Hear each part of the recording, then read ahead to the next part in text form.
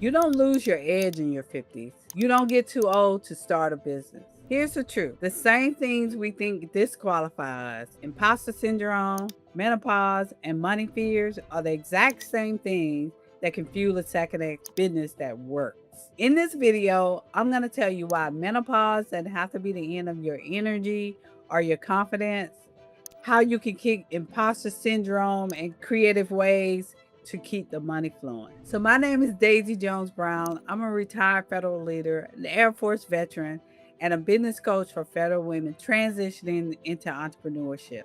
And I'm going to keep it real with you. I've faced all three: imposter syndrome, menopause, and money stress while starting my business. But instead of letting it stop me, I let it turn into fuel. They don't tell you this part about entrepreneurship, especially in your second half. The part where you've already led $1 million projects like we've done in the federal government. But when you finally step into building your own business, suddenly you feel like an imposter. And to add to that, hot flashes on Zoom calls and the fear of using your retirement savings to bet on yourself. And you start to wonder, am I really built for this? Well, let me tell you, you are. So, when it comes to imposter syndrome, when I retired, I was managing millions in federal dollars for grants. I was doing all sorts of projects. I even stood up the first resiliency center on an entire Air Force base. I led all kind of programs. I sat at tables that impacted thousands of people's decisions. But when I started my business, the voice in my head was loud. Who's going to pay you for this? What if you are not good enough? Part of it was my conditioning. Like in government, I've been trained to only write just good enough things about myself, just good enough for me to get that 5 on my performance evaluation. You guys remember that, right? Never too much, never bragging, just enough. It's always a team thing, right? So when it came time to talk about myself as a business owner, I didn't even have the words. Like on top of that, I was leaving like a very toxic environment that had chipped away at my self esteem for years. Yes, we have a hard time sometimes in the workplace. Our brilliance doesn't, but the way that we're treated sometimes does. But here's the thing: if you know me, you know I'm the queen of determination and resiliency. Like, I refuse to let imposter syndrome win. So, what did I do? I became the person I needed to be. No shortcuts, no overnight success. I put in the work to rebuild my confidence, to speak about my value, and to stand in it fully. And if you're listening right now, you can too. Plus, girl, I binge Myron Golden over and over and over. That was like in my household every night, like I knew him. If he can't make you believe in yourself, nobody can. Now, menopause. That's another story. And then let me talk about how it affects you, right? Menopause hit my body like a storm. Brain fog, low energy, weight gain, hot flashes in the middle of Zoom calls.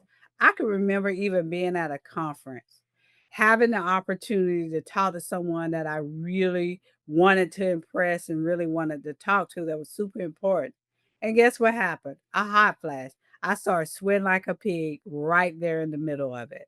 My blouse was like sticking to me. I was so embarrassed. And another time, I was in a hot seat in a coaching program that I was in, and my brain just went blank. Like I could barely remember my own name. I thought, how can I run a business like this? But I had to remind myself, this is a season, not a sentence. Like I sought out medical support because I was like, okay, this is getting ridiculous. And I got on a hormone patch and I made peace with the fact that sometimes my body was going to force me to slow down. And instead of making it my enemy, I made it my teacher. Menopause taught me how to run a business with grace, pacing, and listening to myself. And I don't even want to get into money. And let me be real, the money piece. Retirement account felt locked away. My pension was secure, but I kept asking myself, can I really risk building something new at this age? I remember distinctly having that conversation with myself. I was about 52. Like, if I spent all of this money, I remember the arguments in my home, the fights over dipping into savings, paying for a coaching program and a mastermind, the shame that washed over me when I was exhausted and I really wanted to say, forget this, I can't do it because it seemed hard because I was learning something brand new. But here's what I discovered: money is just a tool, and betting on yourself is never wasted. Yes, it was scary. Yes, it stretched me. But every time I invested in myself, it forced me to rise to another level. And that's why I can sit here today and tell you I'm proof that it's possible. I'm not going to lie. This road hasn't been straight. It's been full of bumps and detours and hard lessons. It felt like a lot of turbulence in a flight, right? But every single challenge, imposter syndrome, menopause, money, wasn't there to stop me. They were there to shape me. And if you're in the second half of life, wondering if you can really build something on your own, let my story be your reminder. Yes, you can, because your future doesn't belong to fear. It belongs to determination. Like I said, imposter syndrome, to me, it was proof of growth. If you feel it, meaning you're stretching it. It means you're stretching. I turn it into a checklist. Every time I felt, underqualified, I wrote down exactly actual evidence of my wins. That folder of wins became my confidence file. And every time I need it, I pull it out before I go into a sale calls or whatever it is. Imposter syndrome, no more. And then menopause, it's like a built-in reset button. Menopause forced me to slow down and reevaluate things. It became the season where I asked, what do I really want? You know, that clarity helped shape my business, what I really wanted, what type of business I wanted, that I wanted a lifestyle business, that I wanted it to just enhance what I already had going on. So instead of seeing menopause as the end, I reframed it as a reset button for my second half. And then money. Money became my launch pad. It made me heal all my money mindset issues. It helped me heal my money fears. I flipped the script, right? Instead of waiting for the pension or relying on TSP, I used my skills to create monthly retainer income from my clients, predictable checks that covered the bills while I built my freedom. So here's a real path I got my clients to when everything feels stacked against them. Step one, own your wins, build your confidence file. Step two, redefine your season. Menopause, transition, retirement, call it your pivot point, not your end point. And step three, monetize one skill.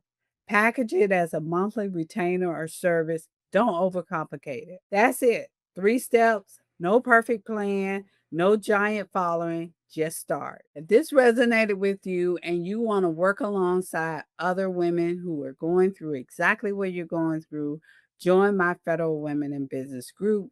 The link is below. Just go ahead and click it. You're not too old, you're not behind, and you don't have to do it alone. I love to hear in your comments which one of these hit you the hardest right now, right? Was it imposter syndrome? Was it menopause? Was it money? Let's talk about it. And remember, your second half can be your best half. If I can pivot, so can you.